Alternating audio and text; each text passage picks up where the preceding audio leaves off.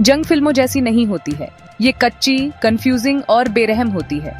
Navy seal Mendoza और उनकी team की कहानी दिखाती ये फिल्म हमें इस रियलिटी की गहराई तक ले जाती है। ये ग्लैमर को हटाकर हमें असलियत दिखाती है। हमें एक छोटी, हाईली ट्रेन्ड यूनिट से मिलवाया जाता है। उनका मिशन सीधा साधा लगता है, उनके हिसाब से तो लगभग रूटीन ही। उन्हें एक खतरनाक इराकी शहर में एक हाई वैल्यू टारगेट पर निगरानी रखने और रिपोर्ट करने का काम सौंपा गया है। प्लान सिंपल है, अंदर जाओ, इंटेलिजेंस इकट्ठा करो और बिना पकड़े गए बाहर आ जाओ। वो इसी के लिए ट्रेनिंग करते हैं। ये धैर्य और सटीकता का खेल है, जहां छिपकर रहना ही सर्वाइवल की कुंजी है। डिप्लॉयमेंट अंधेरे में शुरू होता है। टीम खामोश गलियों से भूतों की तरह चलती है। उनकी हरकतें सधी हुई और इकोनॉमिकल हैं। हर कदम कैलकुलेटेड है, हर कोना एक पोटेंशियल खतरा है। उन्हें एक मल्टी स्टोरी बिल्डिंग में अपनी ओवरवॉच पोजीशन मिल जाती है, जिससे उन्हें अपने टारगेट की लोकेशन का साफ व्यू मिलता है। शुरुआती घंटे शांत होते हैं, एक तनावपूर्ण इंतजार का खेल। सैनिक अपनी जगह जम जाते हैं, उनकी इंद्रियां हाई अलर्ट पर हैं।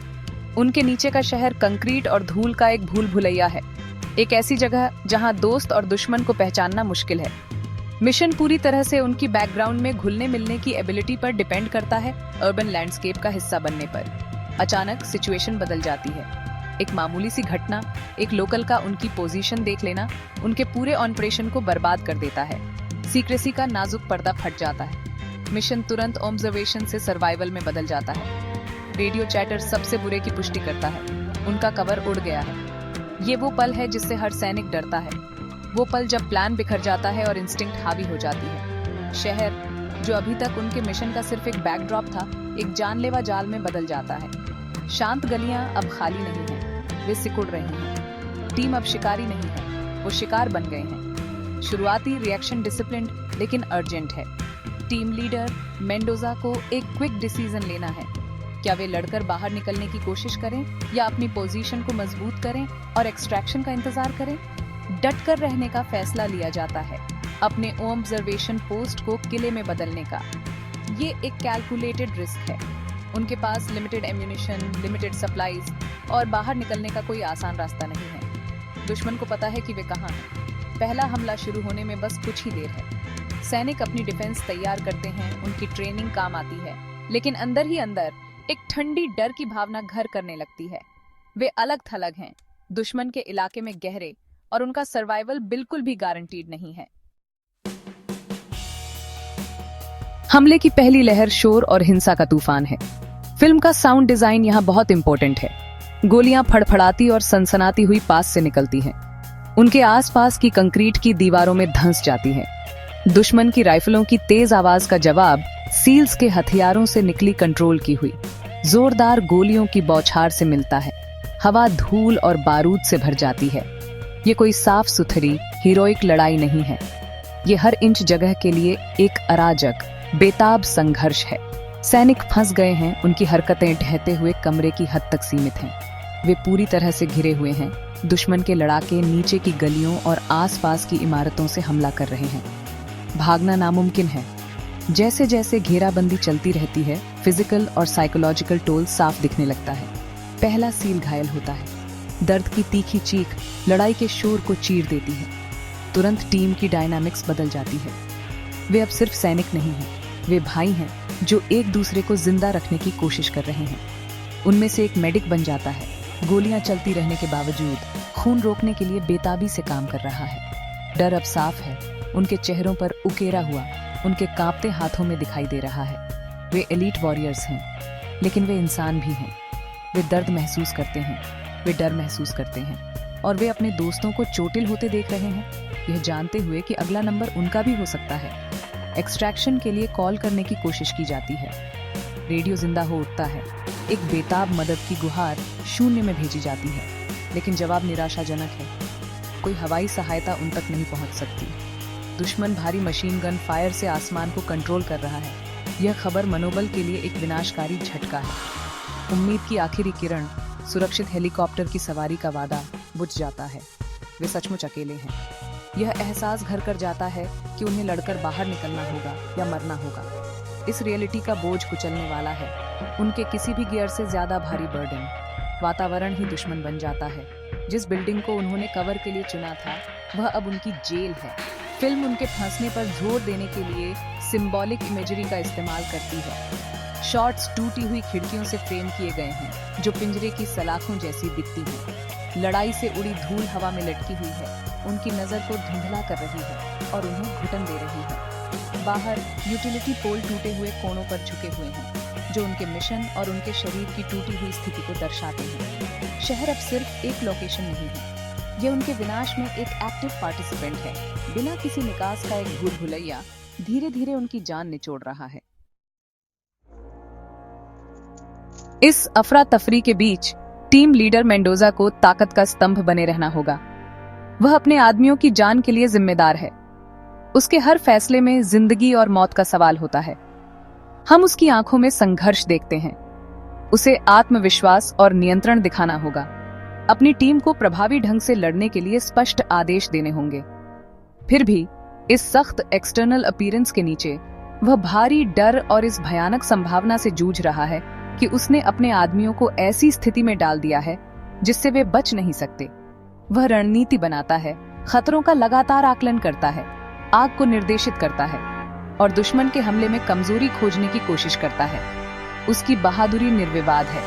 वह बेहतर एंगल पाने के लिए या घायल साथी को सुरक्षित जगह खींचने के लिए खुद को दुश्मन की गोलीबारी के सामने रखता है। वह सबसे पहले फायरे बढ़ता है और सबसे आखिरी में कवर लेता है। ये एक लीडर का कोड है। हालांकि फिल्म इस बहादुरी की कीमत दिखाने से नहीं कतराती। हर वीरतापूर्ण कार्य के साथ टीम को और नुकसान होता है। गोला बारूद कम होता जाता है और अधिक आदमी घायल होते हैं। मेंडोजा के सामरिक निर्णय उन्हें कुछ और मिनटों, कुछ और घंटों तक जिंदा रखते हैं, लेकिन सामरिक स्थिति और खराब होती जाती है। ये एक अट्रिशन की लड़ाई है और वे हार रहे हैं। हताहतों की संख्या बढ़ती जाती है। फिल्म हमें इन नुकसानों की क्रूर रियलिटी का सामना करने पर मजबूर करती है। हर गिरा हुआ सैनिक सिर्फ एक आंकड़ा नहीं है, वह एक भाई है, एक दोस्त है। टीम के बचे हुए सदस्यों को अपने साथियों के शवों के बगल में लड़ना पड़ता है। इमोशनल इम्पैक्ट बहुत बड़ा है। शुरुआती एड्रेनालाइन और लड़ने की भावना निराशा और दुख में बदल जाती है। मेंडोजा को न केवल सामरिक लड़ाई का प्रबंधन करना होता है, बल्कि अपने बचे हुए आदमियों के टूटते मनोबल का भी। उसे उन्हें लड़ने के लिए मजबूर करना होता है जब हर इंस्टिंक्ट उन्हें हार मानने के लिए कहती है।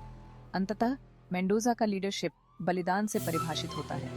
वह समझता है कि एक पारंपरिक जीत असंभव है। अब मिशन दुश्मन को मारने के बारे में नहीं है, ये बचे हुए लोगों को बचाने के बारे में है। वह दुश्मन नियंत्रित सड़कों से एक ब्रेकआउट की कोशिश करने का कठिन फैसला लेता है, एक हताश, लगभग सुइसाइडल रन। ये असंभव बाधाओं के खिलाफ एक अंतिम अवज्ञापूर्ण कार्य है। उसका लीडरशिप त्रुटिहीन रणनीति या एक वीर जीत के बारे में नहीं है। यह लाइन पर टिके रहने, अपने आदमियों को जितना हो सके बचाने और साहस के साथ अंतिम परिणामों का सामना करने के बारे में है। उसकी कहानी युद्ध में लीडरशिप करने वालों पर पड़ने वाले भारी बोझ का एक प्रमाण है। जहां यह फिल्म अमेरिकी सैनिकों के अंदरूनी अनुभवों को दर्शाने में उत्कृष्ट है, वहीं यह एक विशिष्ट अमेरिकी केंद्रित दृष्टिकोण बनाए रखती है। कहानी लगभग पूरी तरह से उनकी आंखों से बताई गई है। इराकी लड़ाकों को एक बेनाम अथक दुश्मन के रूप में प्रस्तुत किया गया है। वे गोलीबारी में निशाने पर होते हैं, खतरे के स्रोत होते हैं, लेकिन शायद ही कभी उन्हें अपनी प्रेरणाओं, डर या कहानियों वाले व्यक्तियों के रूप में दर्शाया जाता है।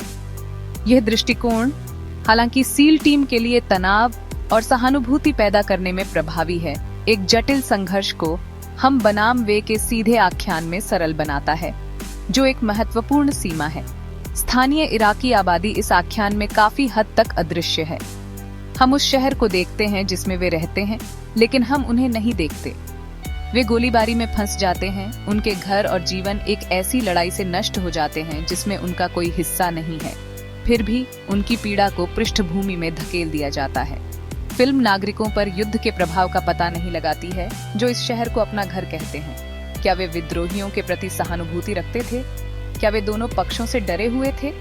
इन सवालों से जुड़ने में विफल होकर फिल्म इस संघर्ष की वास्तविक लागत की अधिक पूर्ण और सूक्ष्म तस्वीर पेश करने का अवसर खो देती है, जो शामिल सैनिकों से कहीं फायरे तक फैली हुई है। यह संकीर्ण फोकस अपनी तरह की कई युद्ध फिल्मों में एक सामान्य विशेषता है। इसे दर्शकों के लिए एक शक्तिशाली इमर्सिव एक्सपीरियंस बनाने के लिए डिजाइन किया गया है, ताकि उन्हें वह महसूस हो जो सैनिक महसूस करता है। हालांकि ऐसा करने में यह अनजाने में युद्ध की एकतरफा समझ को मजबूत कर सकता है। आख्यान अमेरिकी वीरता और बलिदान के विचार का समर्थन करता है, बिना आक्रमण के व्यापक संदर्भ या इराकी लोगों के लिए इसके परिणामों की आलोचनात्मक जांच किए। फिल्म निर्माण का एक शक्तिशाली टुकड़ा है, लेकिन यह एक तटस्थ ऐतिहासिक दस्तावेज नहीं है। यह एक विशिष्ट, सीमित दृष्टिकोण से बताई गई कहानी है। इस कारण से फिल्म अपनी तकनीकी प्रतिभा और भावनात्मक शक्ति के बावजूद युद्ध के एक निश्चित विवरण के रूप में अनुशंसित नहीं की जा सकती है। यह आग के तहत सर्वाइवल और भाईचारे की एक रोमांचक कहानी है, लेकिन यह पूरी कहानी नहीं है।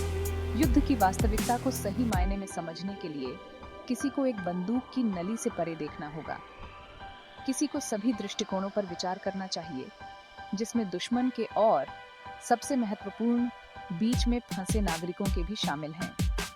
किसी भी राष्ट्र के लिए सच्ची ताकत केवल सैन्य शक्ति से नहीं आती है, बल्कि उसके सभी नागरिकों की सुरक्षा और उसके कार्यों के ग्लोबल इम्पैक्ट की समझ से आती है।